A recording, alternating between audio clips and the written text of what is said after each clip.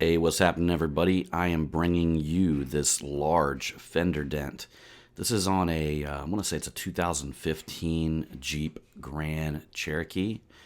And you can see here it is crunched in where it actually lost part of the body line down at the bottom of the panel. So I'm going to show you exactly how I get all of this stuff to line back up.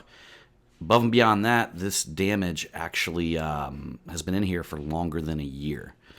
So I want to say that I literally had to fight. You'll see throughout this whole tutorial that I had to literally fight tooth and nail just to get every bit of this dent to move out. But we'll go into that here really soon. But you can see here a lot of little deep pockets, a lot of crowns around this damage. You see here what I'm doing is I'm putting using a crease tab, and this is a black plague crease tab that I'm putting right here below the body line. What I'm going to try to do is I'm going to try to get some of that body line up, and I'm also hoping that the panel will line back up so I can I won't have to worry about that down there at the bottom. So ultimately here we go, got the glue setting up. Big hit right there, big shock. Thing pulled it really, really well. But one of the things that I want to point out to you here once I'm finished taking the glue off is that the actual bottom line of the panel did line back up during that pull. So you can see here everything is snugged up real nice and tight to the plastic. So now we can actually begin focusing on the top part of the damage. So I'm going to go in and try to do some glue pulls here. Very tight damage. I want to get the metal moving in the right direction before I do the crown work. I just really want that crown to kind of flow out of there, so I don't want to do it right now.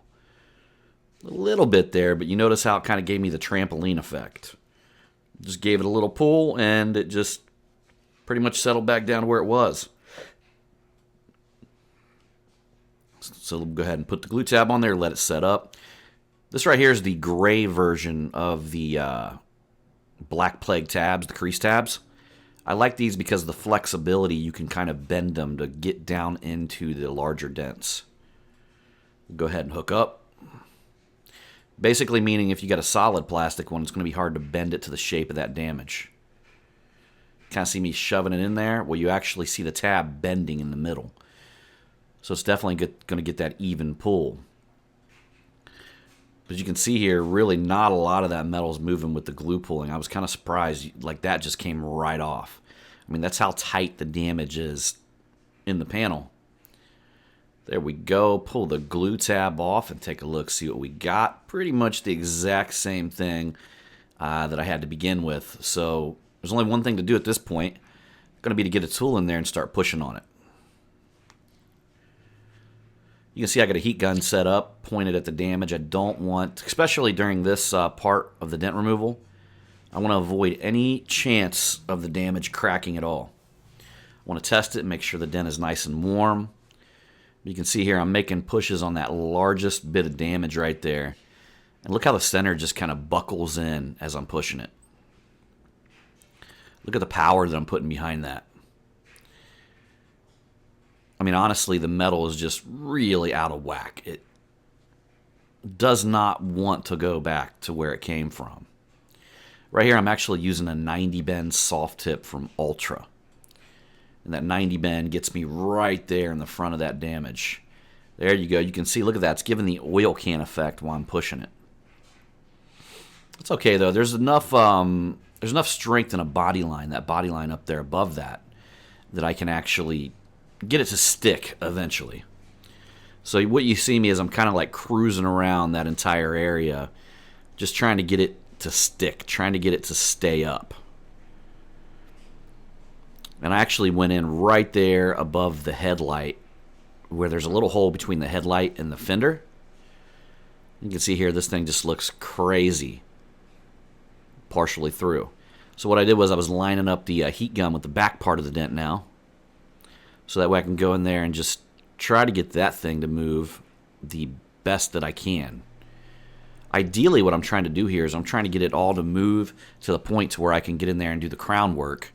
And once I get in there and do the crown work, it's going to it'll do two things. I mean, the crown should flow pretty easily towards the pushes that I made. So it'll have a direction to go in towards. But above and beyond that, the dent will also loosen up as well once I do the crown work. So hopefully all of this stuff, once you do the pushing and you do the crown work, they'll tend to balance each other out where we got a little bit of stability in the damage. Because once we got some stability in this damage, then I know it's good to go. Sometimes at this point, doing a dent, it just looks like crap, you know? But you just keep on going as long as the dent is sticking, as long as it's staying up, and as long as the crowns are coming down. But eventually, once you gain stability, you'll know that it's a dent that you could actually save. So no doubt about this one. If everything's sticking, everything's going in the right direction, we're good to go. Here's kind of a different view. I'm actually going towards the top of that damage up there. This is the point where you look at a dent and you go, man, I just kind of wonder if I should have even gotten into this. But in all honesty, that's what you're learning here on Dent Trainer, is how to grapple your way through any kind of damage. Check out the two-hand pushing technique. I mean, that's just to get the right type of power to make that thing move and to make that damage stick. There you go. Look at that. Big, big pushes back there, you guys. I'm kind of in there a little bit deep, where leverage is not 100% on my side. I'll switch out to another tool here in just a little while. There we go. Got the heat gun still cranking on it. Like I said, this is usually the part where you got to worry the most about the damage cracking, especially in the type of weather that we have here in Ohio this time of year. So right now it's during the winter time, and the vehicle basically came in from freezing conditions. At that point, sometimes I'll even put an infrared lamp on it and let the infrared get in there and heat it up and really intensify, the overall area that you actually heat. There we go. Getting close to the point where I'm going to be able to do some crown work here and be confident that the crown will flow in the right direction. There you go. You can see there's a lot of the pushes that I made. All of that soft tip pushes, however. So none of them are aggressive, none of them are hard, none of them are in the paint to the point to where you can't get them out or you can't tap them out. You can see here that they're just nice little soft tip pushes designed to hold the stability in the damage while I begin to do the crown work. I'm using a Dentcraft tip here. Can't remember which one it is, but it's the orange cap that's a size bigger than the cherry tips. So if any of you guys have seen the cherry tips, I'm sure you have. If you've watched any of Mike Toledo's videos, he uses them quite a bit. If any of you guys have seen them, this right here is kind of a step bigger. Same concept. It's got a rubber cap on the end of the tool. And on this specific crown, it tends to be working really well, knocking that thing down, you can see. There we go. Got the crown knocked out of it. And what am I left with? All of the little soft tip pushes that I made there. No way around it, though, guys. I mean, there's one way or the other. I mean, on this type of damage, how deep and how nasty it is, you have to get that stuff up. You have to get it flown in the right direction. But you can see here that the pushes that I made are easily tapped out with a plastic knockdown. That's the key. And that's exactly what I'm doing now. So I got the damage up. I got the crown to flow up. Now I'm going to end up doing some knockdown work, just laying that damage down.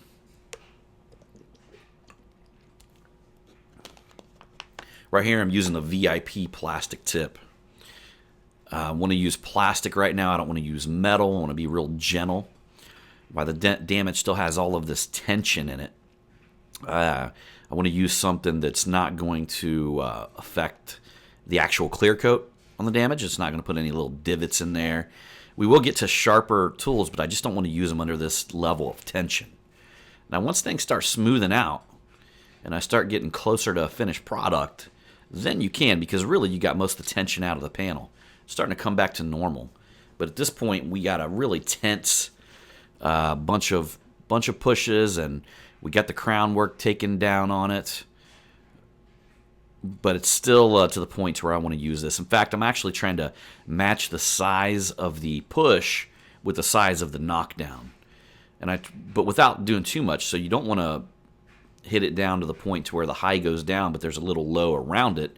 You want to hit it to the point where you can isolate them little high spots, tap them down without moving any of the metal around it down. You don't want to take down any perimeter metal, that's for sure. So now here I am. I found a few lows that needed pushed up. So I'm still back in there with that 90 bend soft tip. And I'm just kind of bringing up an entire low area back there in the back. Playing a little bit of connect the dot here. We go, get in there, get that knockdown right there. If we go a little bit high, we're going to tap it down. This allows me to see the landscape around that panel and target the areas exactly that need to be targeted. There we go. Still got a little crown work on that other side. All right. Let's go ahead and set the light up a little bit. This is one way that you guys can cross-check with the fog lights, is to get your head a little bit lower but tilt it at some different angles. Anytime you tilt the light at a different angle like you see me do just a moment ago, it's going to give you a different view of the damage. You'll actually see little lows that you didn't see at certain angles. All right. Doing a little bit of knockdown work, but I got a nice seat now. It's one of the keys to getting body line dents straight is being able to get eye level with them. So you always want to try to get low to the ground. You want to try to stand up and look down at them. Just the height of the way you're standing and the way the light's tilted is a great way of cross-checking. And at any time that you feel yourself kind of, you feel the wheel spinning, but nothing's happening. You feel like one of them hamsters on a treadmill, or one of them hamster wheels. That's when you should move. That's when you once you feel like you're not progressing, you should stand up and look at it from a different direction, or maybe pull the light away and look at it from another angle, or maybe sit down on the ground and look up at it.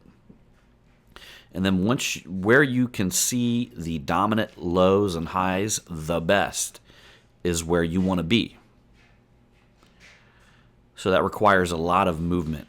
You know, a lot of you guys have heard in my previous videos bobbing and weaving. Well, I'm talking about getting low to the dent, standing above it. Anything that you can possibly do to put yourself in a different angle to look at the damage. You're trying to find and read the damage to understand where your light needs to be.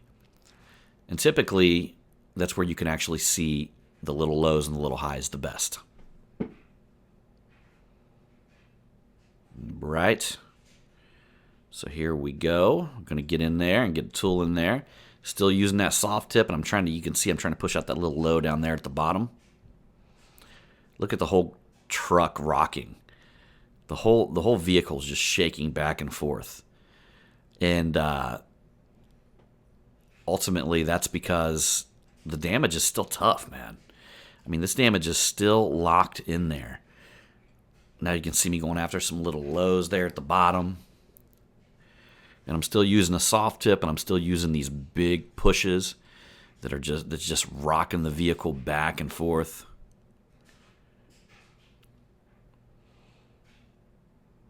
Right, do a little bit of knockdown work here. Yep, there's a little bit down there at that bottom. It's kind of how it works. Once you get the top shaped up a little bit, you'll start going towards, as you guys known, that the bottom was looking better than the top. But now once the top starts looking better than the bottom, you got to go towards the bottom. All right, so there you see it. This is where I'm currently at. Again, I have not used anything but a soft tip on here and this plastic knockdown tip and then the rubber tip that you see me do the crown removal. So them are the tools that I've gotten so far, but you can see here that I'm changing that up a little bit, and now I'm putting in a long, I think this is a 36-inch rod, and this is covered with Tesla tape. If you guys don't know about the Tesla tape, you can buy it at Edgy Tools, or you can buy it at deadrattabs.com. And essentially, it's a heat-resistant tape that I have wrapped around the end of the tool. And you actually got to cut it with scissors because it's more of a cloth than it is an actual, the normal tape that you can rip off with your hands. The stuff is more like cloth. And what makes it kind of cool is that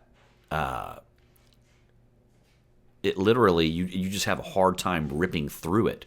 Because it's made out of cloth, it's real nice and sticky. It stays on the end of your tool. It's heat resistant, but you have a hard time ripping through it. But the reason why, I'll tell you guys, I'm using it on a bullet tip.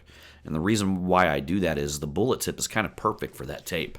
It's not sharp enough to where it'll actually poke through it, okay? That's the key, because if you wrap this thing up on a Zircus rod, just how sharp the rod is will jam its way through the tape very quickly. So that's something you want to keep in mind. If you're taping a tool, but you're taping a really sharp tool, that sharp point is going to get through there really quick.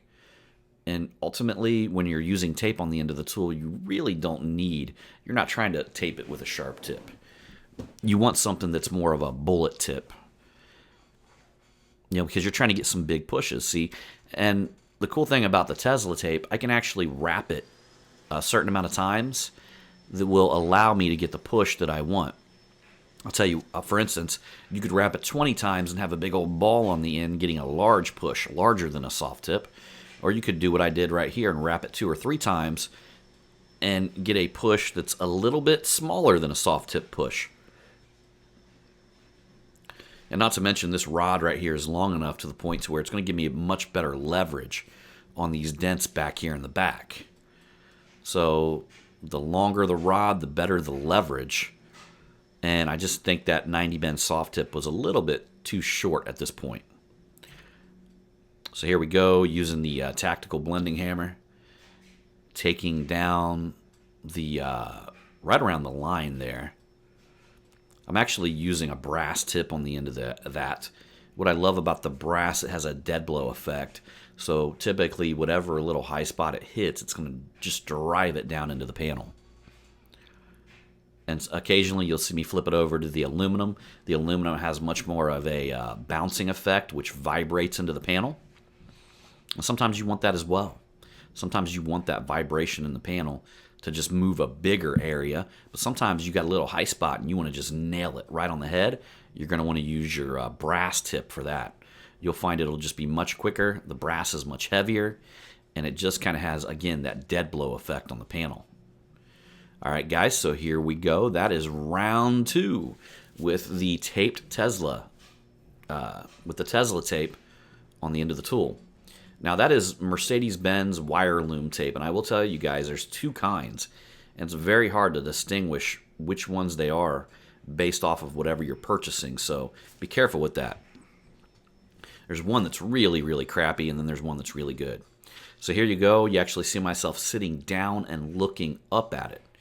If you noticed on that last frame, if you didn't, but the lower my camera got, the better that I could see some of the damage. So because I figured that out, now I'm on the ground sitting there looking up at it, and I'll be sticking a tool in there, just kind of curving right up to the damage and looking through it at this angle right here. So basically at this point, I'm not only trying to get the areas that are low up, I'm also trying to pick clean some of the other areas, because right now I'm using a tip that has more of a kind of like a blade on the end. It's in between the blade and a bullet. So it's not quite as round as a bullet, but it's not as thin as a blade tip. It's the typical tips that you find on a tri-bend pick. So this is an old school tri-bend pick that I put an additional bend on it. Now they have recreated this tool at PDR Finesse.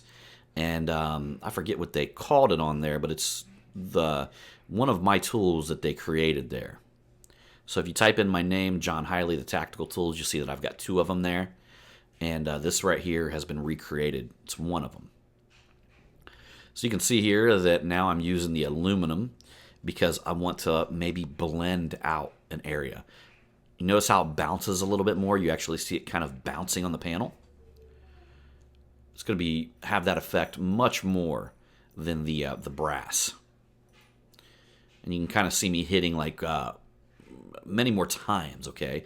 I'm going to use that to kind of like blend that area out. You're going to see it bouncing.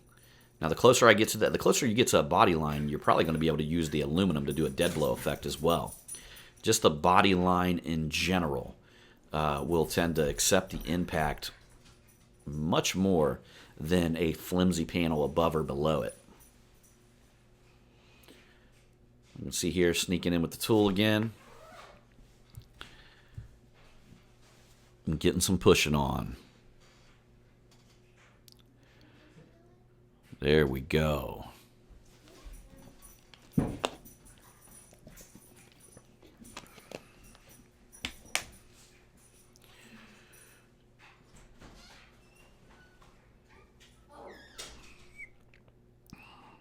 So I was able to really just pull the, it's actually cloth underneath here. And to be honest with you, I didn't really unbutton any of the screws under there because I was able to pull the cloth aside, and I can kind of, it's so strong, I was able to kind of leverage on it just a little bit. Now, you got to be careful with that. This stuff is really strong, but on some cars, you never want to rip it or anything like that. So you got to be a little bit careful with that. But I think on this one, I just kind of snuck my tool in there. All right, so there you go. You can see I'm still using that plastic tip Knockdown because I'm not really wanting to move to anything metal yet. Now, eventually, this is the, by the way, this is the VIP Knockdown by VIP Tools, and he has 3 different tips that come with this Knockdown. It's probably, actually, I want to say probably, it's the best Knockdown setup that I've seen with revolving from a wide tip to a extra sharp tip. And he also has a crease tip as well. All right, getting that light set up. And I think I'm just trying to barrel. I'm trying to get my eyes through that body line. If any of you guys have watched some of my body line tutorials, you will understand that you need to have your eyes driving right through that body line. That way you're going to be able to see what's below it, what's above it.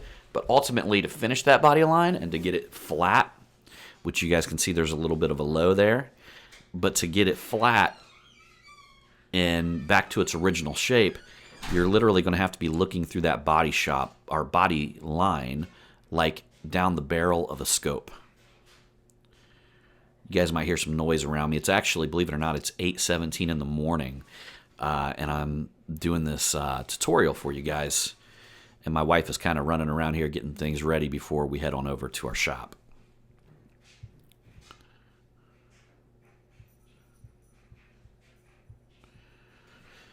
All right, a little bit of knockdown work here. Sorry about the bad camera angle for the knockdown work, but essentially what you see me doing is exactly what I was doing earlier, just hitting down the spots that tend to be just a little bit higher. And sometimes when you do that, it'll give you a better landscape of the panel to understand exactly what you need to be pushing.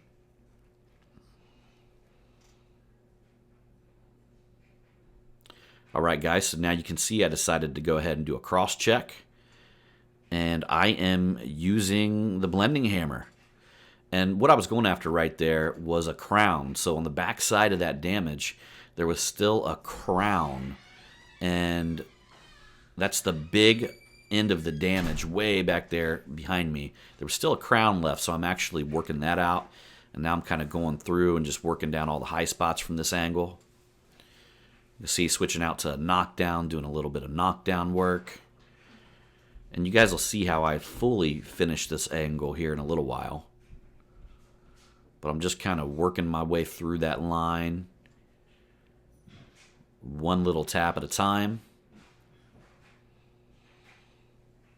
You have to look at it from every angle possible. See, the more that I move that light, I'm trying to read it and understand where it catches the little lows that I want to see. So now I'm going to go ahead and go back in there with this. This right here is a double bend, but it's got an additional bend in it. And you guys can see there, I'm able to just put it right on that tire and get that massive leverage. Here's what I want you guys to look at, though. Look at my leg pushing in on my arm. That's something that I didn't realize that I did until I started watching some of my videos. But it's something over time that I would naturally do. If you notice, I'm tilting my whole body and my leg is pushing in at the arm at the same time. And what I think that was my body's defense mechanism kicking in and actually trying to save my joints and trying to save my wrist. because I'm not using the power of my arm. I'm using the power of twisting my body into the panel, which is super important if you want to, do this in the long run. And if you want to get the type of power and precision, you're going to find that using your body weight behind the damage is going to take a lot of strain off of your hands, off of your muscles. And that's key to being able to, again, be very precise, but also just not to damage yourself while doing this. But yeah, all of that is just my whole body twisting right into the damage. I notice myself doing that in all kinds of situations. Something kind of interesting, I actually studied a martial art where a lot of it was about using your body weight and using the center of gravity and all this kind of stuff. And I was able to relate a lot of that stuff to what we do here in paintless dent removal. And here you go, guys. I'm actually getting way back now. You guys are seeing the power of having a blending hammer that's got some length on it right here. Now, I think on this one, I actually screwed together two 12-inch extensions, but now I can get way, way back here and get the type of blending that I need to really make that panel flat. This works best whenever the dent is closer to the front of the headlight. The closer it is to the door, you get visually impaired by the door. So there you go. I'm just kind of working it out, getting it straightened up. And then you guys are going to see here, now I'm pushing. I actually put in a Zircus rod with a sharp tip on it, and I'm finishing some of my little angles from this specific angle. So I'll go ahead and get you a view here in just a moment. But notice how I'm putting my weight behind that as well. Look at the weight going behind it. Remember that, guys, especially you new guys who haven't adapted yet to that. All right, we're going to go ahead and set you up here. And I'm going to show you exactly what I'm pushing on here. This is just taking very, very tiny little spots and bringing them up from this angle. Because I know that I'm not going to finish from this angle. But there are some dominant things that I'm going to go after whatever I can't see from the other angle. So if there's little, let's just say little crease lines or little lows from this direction, I'm going to want to get them up, but I really don't want to worry about the stuff that I can fix from the opposite side, because I'd be kind of wasting my time or wasting my energy. But anything that I feel I won't be able to see from that other side is definitely best to get from this angle. That's me right there, just loosening the damage up. Oh, there you go. There we go. See, this is, a lot of you guys, when you step back from the damage and you say, man, the dent removal, the dent looked great, but then I walked across the shop and looked at it from a distance and I could see everywhere that I worked. That's because you've got to learn how to get the light tighter to the vehicle, and you got to get back as far as you can. This is where long blending hammers come in incredible. All right, guys, so here we go. After going through that, here I am from this specific direction.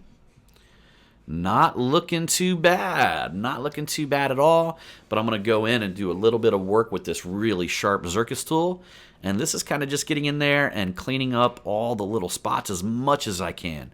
This dent is not going to be perfect, but I'm going to do what I can for the guy. The guy didn't want to spend the money that would take for me to sit on it for an additional day to make it flawless, but it's going to look very, very decent compared to what it did.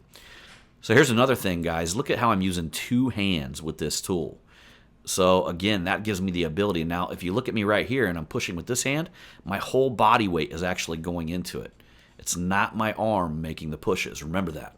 It's the body weight. All right, so there you go. You can kind of see, this is really, really strategic. As far as when the damage gets to this point, you're kind of just filling in little spots of orange peel, and you're trying to blend it because these Jeeps are so orange peely to begin with. Most Chrysler products have a really thick orange peel, so because of that, you're going to want to blend it into that. Now, you guys actually see me using a metal tip now, and I went straight to which is the tiniest metal tip on this VIP Knockdown. And what this is going to do, this is going to deliver the little high spots down without taking perimeter metal. And that Knockdown tip is very precise. All right, we'll go ahead and take out a few of the little waves here. And I'm basically getting this to the point to where I can do a little bit of wet sanding and polishing on it. It'll serve two things. It does have a scuff around the panel, and whatever impacted it left kind of like a light white scuff on it, so we'll knock that out. But we'll also kind of knock down, anything that might not blend in as well with the orange peel. So any of my miss pushes or any of the stretch damage that I had to concentrate is going to be knocked down during this process. And you can see here a little trick. I actually got the tape, but I'm bowing the tape up so I don't get compound splatter everywhere. Kind of creating like a little fence around the damage with the tape. So I just don't want all that compound splatter. I know what some of you guys are going to say. You're going to be like, well, use less compound. Well, guess what? I'm using the last bit of my 3M compound, and I can hardly get it out of the damn bottle without a big clump of it coming out. So I know. I'm in the market for some new rubbing compound. And some new polishing. So here we go. Now I'm actually going in again, just doing some little bit of knockdown work here. You're always going to look at this after you do a little wet sand and polish because it almost cleans up the area to the point to where visually you're going to be able to see things that you couldn't see before. It kind of makes the whole damage HD, where you can actually really see into it here. Do a little bit of knockdown work, just checking it out much as I can from any angle possible. Now you can see here, right here is what we started with, guys. This right here is the before damage. Absolutely mashed in. And this is one of the, believe it or not, this is one of the, it just seemed like this dent was so, it just fought me tooth and nail. And in all honesty, I don't know if it's that it was in there longer because it's been in there over a year, or if it was just that deep that it just wanted to fight me tooth and nail the whole time. So there you go. Right there is the after, y'all. Again, it's not flawless, but I would say that it's a pretty damn good job for what we were working with. Pretty damn good job for what we were working with. I mean, the thing was just absolutely crunched. You can see here in all the reflections. If you guys look close, you can see the wife standing behind me. She's trying to probably ask me something, but I got the camera in my hand, panning over the damage. There we go. Take a look there. And check it out. Here it was in the light. I'll go ahead and give you guys a shot in the light as well. Really deep. I mean, the light actually shows you how deep it was. And then we're going to move on to the after and the light. There it is. I want to tell you guys, the client just loved it. He was in love with his Jeep again. All right, and there you go. There's a nice little outdoor view. And anyhow, guys, I appreciate you for coming along on this tutorial, and we'll see you on the next one.